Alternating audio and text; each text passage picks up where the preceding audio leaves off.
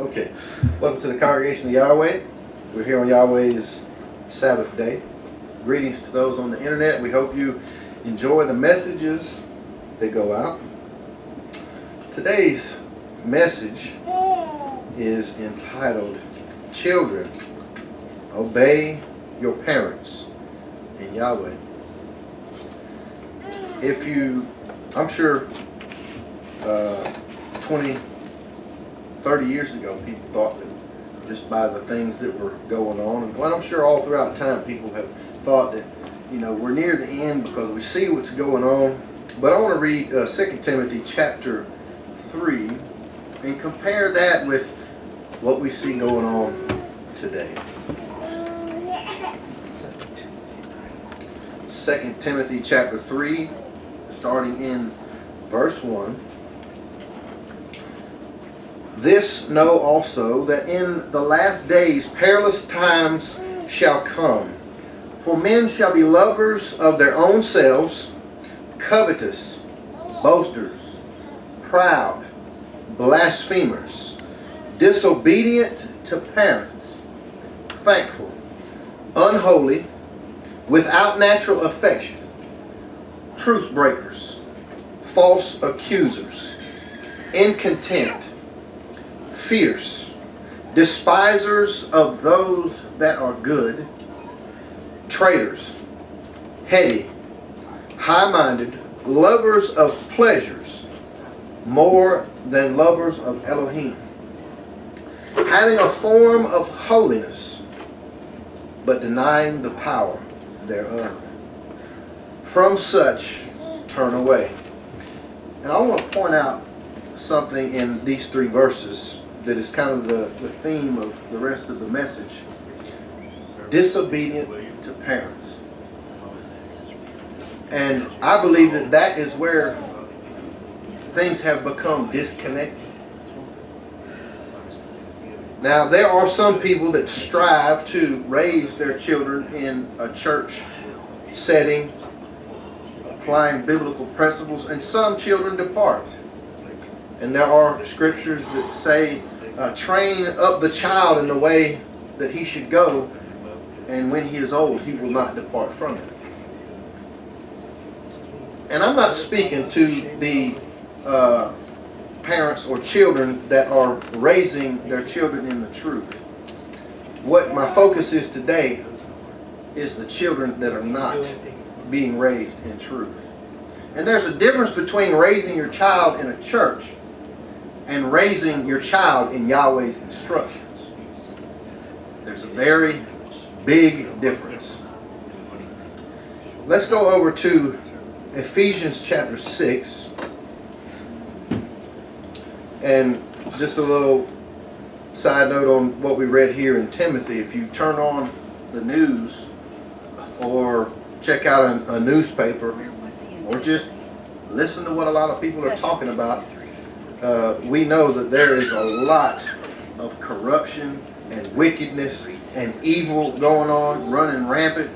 And it looks like what is being spelled out here for us in 2 Timothy.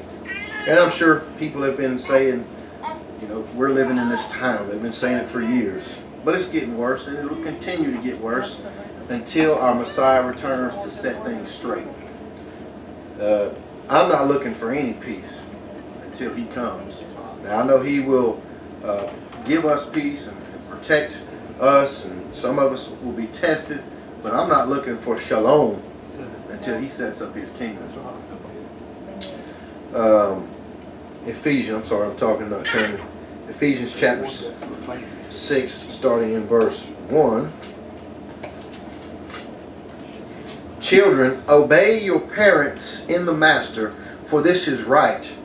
Honor thy father and mother, which is the first commandment with promise, that it may be well with thee, and thou mayest live long on the earth. Now, he says, obey your parents in the master, in Yahweh. Now, if your parents are teaching you to be a thief, a crook, and a criminal, I don't think he expects us to obey our parents. That's why it says in Yahweh. And then it goes on to say, honor thy father and mother, which is the first commandment with promise. Why is it the first commandment with promise? If we go over to Exodus chapter 20,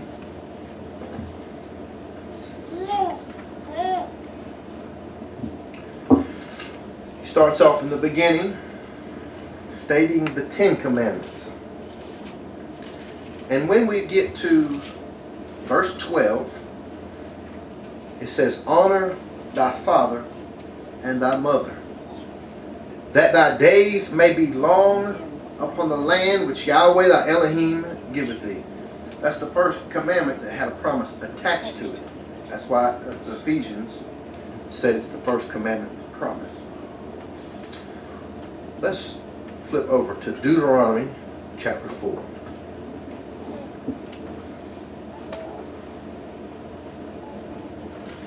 Starting in verse 1, Deuteronomy 4:1. Now therefore hearken, O Israel, unto the statutes and unto the judgments which I teach you, for to do them, that you may live, and go in and possess the land which Yahweh Elohim your fathers giveth you. Now in the other commandment it says, honor your father and mother, that you may live long in the land. And this one, hearken unto the statutes, judgments, which I teach you, that you may live and go in and possess the land, which Yahweh Elohim of your fathers gives you. You shall not add unto the word which I command you, neither shall you diminish anything from it, that you may keep the commandments of Yahweh your Elohim, which I command you. Now that's one of my favorite verses because of the way it's worded. It says don't add to it or take from it, so that you can keep the commandments. Why? Because if you add to it or take from it, you can't keep the commandments because you've changed the commandments. Don't alter it in any way, shape, or form so that you can keep it. Your eyes have seen what Yahweh did because of Baal Peor. For all the men that followed Baal Peor, Yahweh thy Elohim hath destroyed them from among you. But you that did cleave unto Yahweh your Elohim are alive, every one of you this day. Behold, I have taught you statutes and judgments, even as Yahweh my Elohim commanded me, that you should do so in the land where you go to possess it. Keep therefore and do them, for this is your wisdom and your understanding in the sight of the nations. Obedience to his word is wisdom and understanding to the nations. They look at you and they see a beacon of light, of wisdom, of understanding, which shall hear all these statutes and say, surely this great nation is a wise and understanding people. For what nation is there so great, who hath Elohim so nigh unto them, as Yahweh our Elohim is in all things that we call upon him for? And what nation is there so great, that hath statutes and judgments so righteous, as all this law which I set before you this day? Only take heed to thyself, and keep thy soul diligently, lest thou forget the things which thine eyes have seen, and lest they depart from thy heart all the days of thy life. But teach them to thy sons and thy sons' sons. Children, obey your parents. Why? Because they're supposed to be giving the instructions of Yahweh. When a children obeys his parents, they should be obeying Yahweh, because that's where it's coming from. Let's flip over to chapter 6.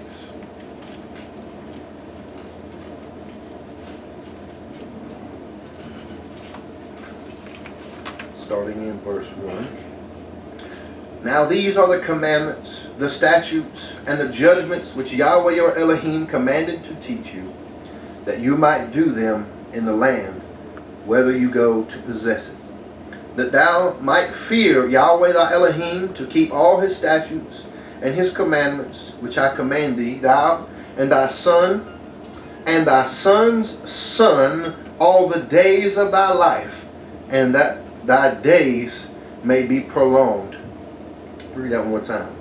That you may fear or reverence Yahweh, thy Elohim, to keep all of his statutes, his commandments, which I command thee, you, your son, and your son's son, all the days of thy life, so that your days may be prolonged.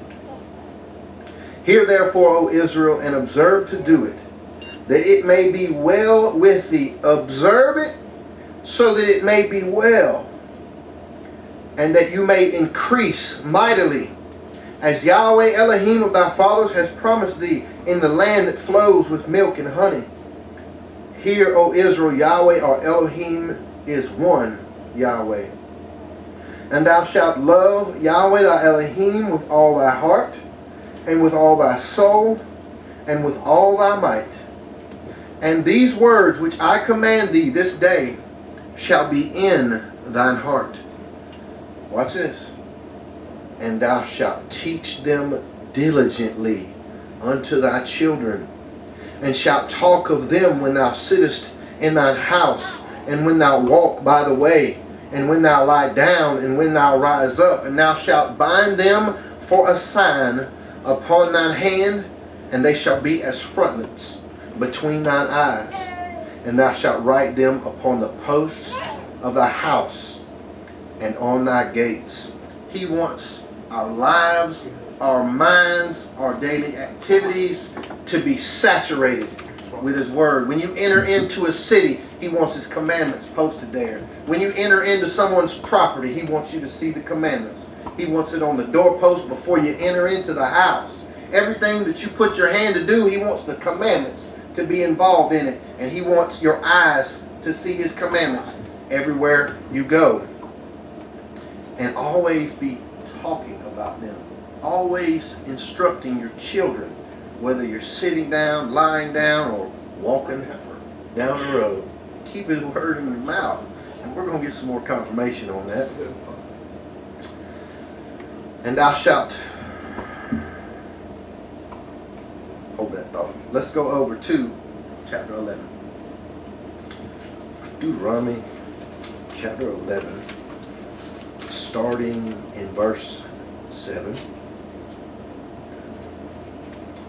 But your eyes have seen all the great acts of Yahweh which he did. Therefore shall you keep all the commandments which I command you this day, that you may be strong and go in and possess the land, whether you go to possess it. Now, so far we've seen to live long in the land, longevity. We've seen that you may increase mightily. And we see that by obedience you may be strong and go in to possess. Verse 9.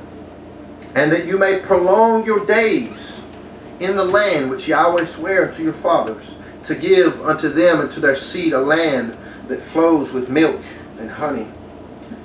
For the land where thou goest in to possess it is not as the land of Egypt, from whence you came out, where thou sowed thy seed and watered it with thy foot as a garden of herbs. But the land where you go to possess, it is a land of hills, of valleys, and drinks water of the rain of heaven, a land which Yahweh thy Elohim cares for. The eyes of Yahweh thy Elohim are always upon it, from the beginning of the year even unto the end of the year. And it shall come to pass, if you shall hearken diligently unto my commandments, which I command you this day, to love Yahweh your Elohim, and to serve him. We'll also see those things always connected. Obedience, love, and serving. Diligently keep the commandments to love Yahweh. If you love me, keep my commandments. To serve him with all your heart and with all your soul, that I will give you the rain of your land in his due season, the first rain and the latter rain, that thou mayest gather in thy corn, and thy wine and thy oil. He's going to control the rain for his people. I will send grass in thy fields for thy cattle, that thou mayest eat and be full. And, you know, he did say that it would be a land flowing with milk and honey. Well, he's going to give the cattle some grass. That's where milk comes from. Take heed to yourself that your heart be not deceived, and you turn aside and serve other mighty ones and worship them.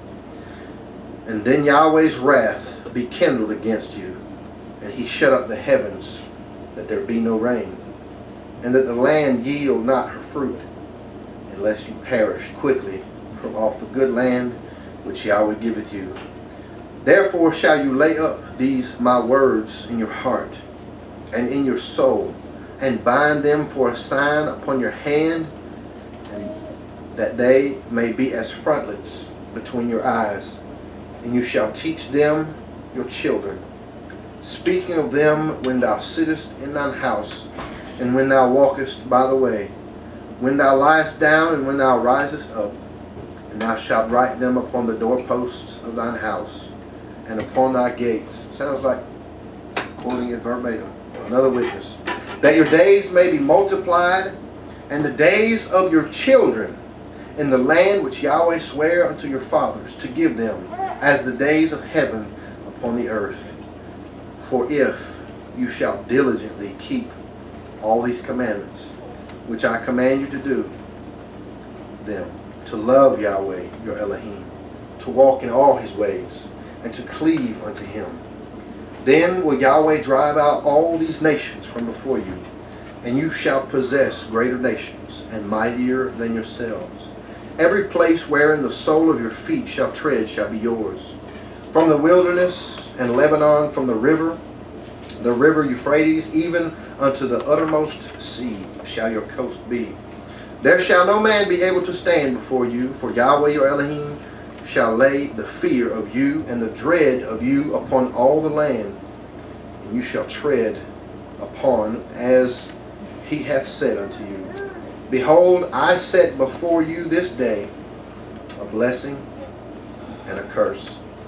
A blessing if you obey the commandments of Yahweh your Elohim, which I command you this day, and a curse if you will not obey the commandments of Yahweh your Elohim, but turn aside out of the way, which I command you this day, to go after other mighty ones, which you have not known. And it shall come to pass, when Yahweh thy Elohim hath brought thee in unto the land, whether thou goest to possess it, that thou shalt put the blessing upon Mount Gerizim, and the curse upon Mount Ebal. Let's go to Exodus chapter 15. So we've seen he's going to control agriculture for us, rain, longevity, health, strength, being multiplied and increased exceedingly.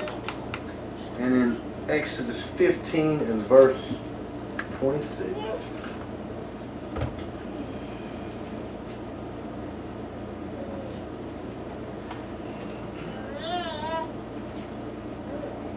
And said, if thou wilt diligently hearken to the voice of Yahweh thy Elohim, and will do that which is right in his sight, and will give ear to his commandments, and keep all his statutes, I will put none of these diseases upon thee, which I have brought upon the Egyptians, for I am Yahweh that healeth thee.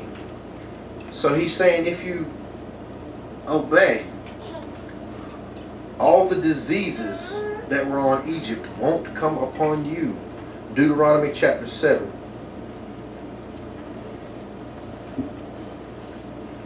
And verse 11. Thou shalt therefore keep the commandments and the statutes and the judgments which I command thee this day to do them. Wherefore it shall come to pass, if you hearken to these judgments and keep and do them, that Yahweh thy Elohim shall keep unto thee the covenant and the mercy which he sware unto thy fathers. And he will love thee and bless thee and multiply thee.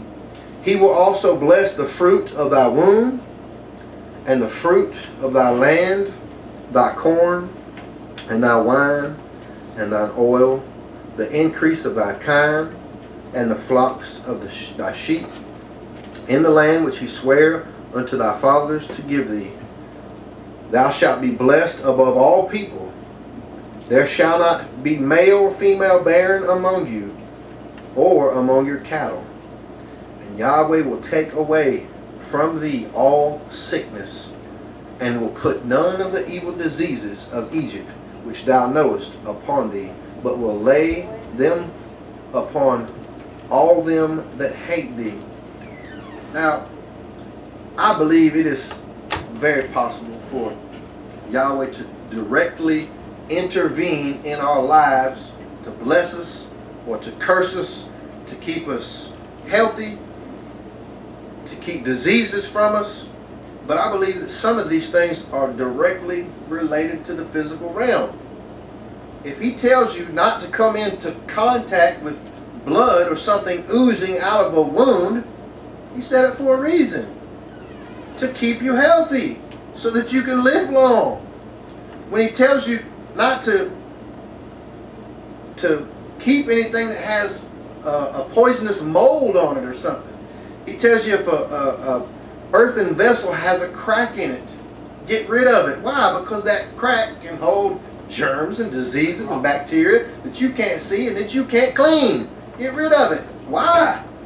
So that you may live long and healthy and not have disease. Everything he put here to bless us, so that we can live long and be healthy. If he tells you not to eat something, he don't have to tell me why. I do it because he said so.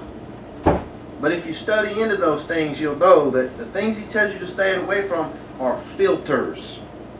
They clean up after everything else.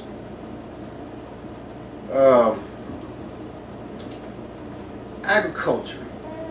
He tells us how to treat the land. Let the land rest. I guess the purpose of this message is how people have become disconnected from the Creator and the creation. Children have become disconnected from their parents, and the only way we can get things back on track is to get people rooted and grounded in His Word and teach it to their children. But we're disconnected in every aspect of life. Agriculture, instead of following the commandments of how to care for the land, we spray chemicals on the land and destroy every living organism in it. Then we put a seed in it and we put a chemical on top of that to make it grow. After it grows, we put another chemical on top of that to keep the bugs away from it. And then we buy it in the grocery stores. That's a little disconnected. Whether it be the medical field, the religious field, the agricultural field, the educational field, everything is disconnected. Hallelujah. Because it's not based on this word right here. Hallelujah. This word's perfect just the way it is. And some people say, oh, well, there's things in there that I'm thankful we don't do this today. Well, if we did it today, a lot of this wickedness wouldn't be going on. Capital punishment for one. People say, aren't you glad we don't stone children? Well, if we did, the children wouldn't be doing what they're doing. Right. Oh, yeah. Let's go over to Deuteronomy chapter 28. I got some I'd love to stone. I tell you. We can bleep that out. Go ahead. Deuteronomy chapter 28 and verse 45. Moreover, all these curses shall come upon thee, and shall pursue thee, and overtake thee, till thou be destroyed, because thou hearken not unto the voice of Yahweh thy Elohim, to keep His commandments and His statutes, which He commanded. these curses are going to come upon you, pursue you, and overtake you because of your disobedience. Let me skip down to verse 58. If thou wilt not observe to do all the words of this law that are written in this book, that thou mayest fear the glorious and fearful name Yahweh thy Elohim. Now, by the way, for some that might not be familiar, this word law simply means instructions. It's not a judicial word. It's his prescription, his instructions for life. That you may fear, that is to reverence. To reverence this glorious and fearful name, Yahweh the Elohim. Then Yahweh will make thy plagues wonderful, and the plagues of thy seed, even great plagues, and of long continuance, and sore sicknesses, and of long continuance. Moreover, he will bring upon thee all the diseases of Egypt, which thou wast afraid of, and they shall cleave unto thee. Also every sickness and every plague which is not written in the book of this law, them will Yahweh bring upon thee until thou be destroyed. And you shall be left few in number, whereas you were as the stars of heaven for multitude, because thou wouldest not obey the voice of Yahweh thy Elohim. And it shall come to pass that as Yahweh rejoiced over you to do you good and to multiply you, so Yahweh will rejoice over you to destroy you and to bring you to nothing. And you shall be plucked from off the land whither thou go to possess it. Now that sounds kind of harsh. It says that Yahweh will rejoice to bring punishment, affliction, and curse upon you. Why? We'll find out in just a minute. Let's go to let's see. Let me continue on. Verse 64. And Yahweh shall scatter thee among all people, from one end of the earth even unto the other. And there thou shalt serve other mighty ones, which neither thou nor thy fathers have known, even wood and stone. And among these nations thou shalt find no ease, neither shall the sole of thy foot have rest. But Yahweh shall give thee there a trembling heart, and failing of eyes, and sorrow of mind. Now, this is a whole nother topic, but if you research what happened to the northern kingdom of Israel, this is what happened. Israel was scattered amongst every nation under heaven and became not my people. And they started serving other deities. They lost their identity and they became part of the nations. And let's flip over to chapter 30 and verse 1. Now, we see what happens when you disobey. You become scattered. You start serving other deities, and life just isn't all that pleasant. But watch what happens when you come to your senses when you're in that state. Chapter 30 and verse 1. And it shall come to pass, when all these things are come upon thee, the blessing and the curse, which I have set before thee, and thou shalt call them to mind among all the nations, whether Yahweh thy Elohim hath driven thee, and shalt return unto Yahweh thy Elohim, and shalt obey his voice, according to all that I command thee this day, thou and thy children, with all thy heart and with all thy soul, that then Yahweh thy Elohim will turn thy captivity and have compassion upon thee, and will return and gather thee from all nations, whether Yahweh thy Elohim hath scattered thee. If any of thine be driven out unto the uttermost parts of heaven, from thence will Yahweh thy Elohim gather thee. From thence he will fetch thee. That regathering is going on. And when the Messiah returns, he's going to do a massive regathering. He's going to fulfill that verse. In Proverbs chapter 3. Close out here in just a minute. A couple more verses.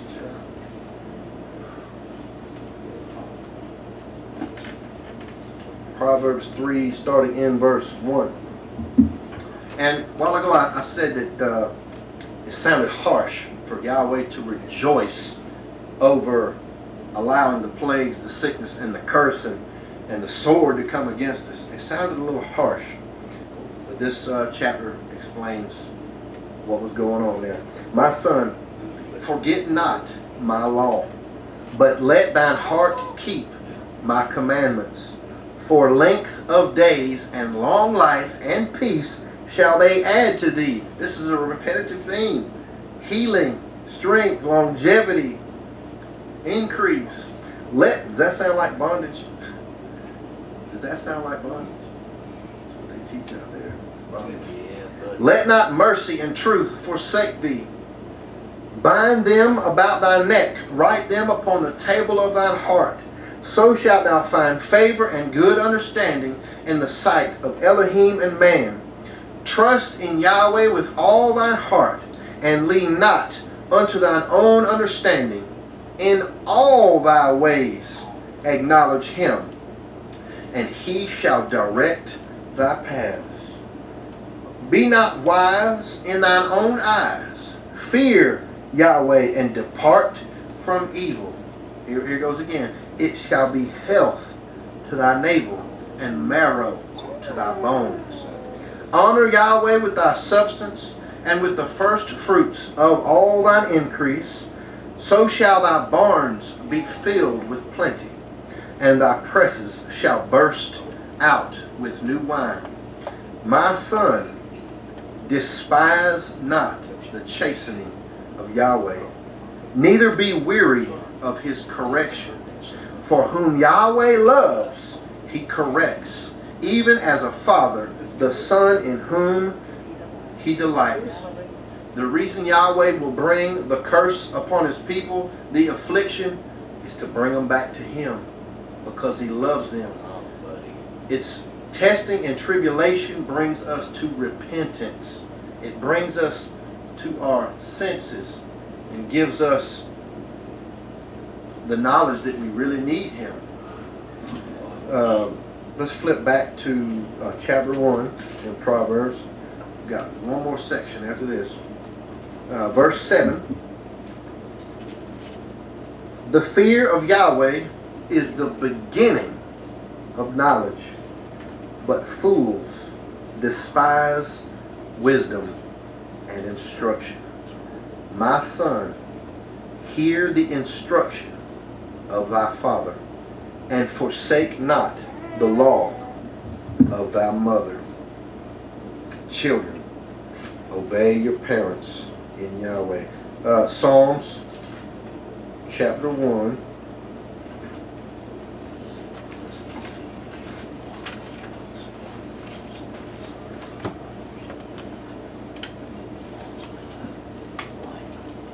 And this is my favorite song, by the way. I love the way this is worded. In chapter 1, verse 1. Blessed is the man that walks not in the counsel of the wicked, nor stands in the way of sinners, nor sits in the seat of the scornful. But his delight is in the law of Yahweh, and in his law does he meditate day and night. And he shall be like a tree planted by the rivers of water, that brings forth his fruit in his season. His leaf also shall not wither, and whatsoever he does shall prosper. So this man, everything he does, he prospers. A tree that's planted by water always has a supply of water. It stays watered. He delights in Yahweh's instructions. That's what he meditates on. And it starts out saying, this man is blessed. Blessed is the man that does this, and he prospers in everything that he does. So we see that there's two paths put before us: life, longevity, increase, or curses. And as parents, it is the parents' responsibility to study this word, pass it down to their children, and the children, in return, if they honor their parents, they will obey Yahweh. Hallelujah.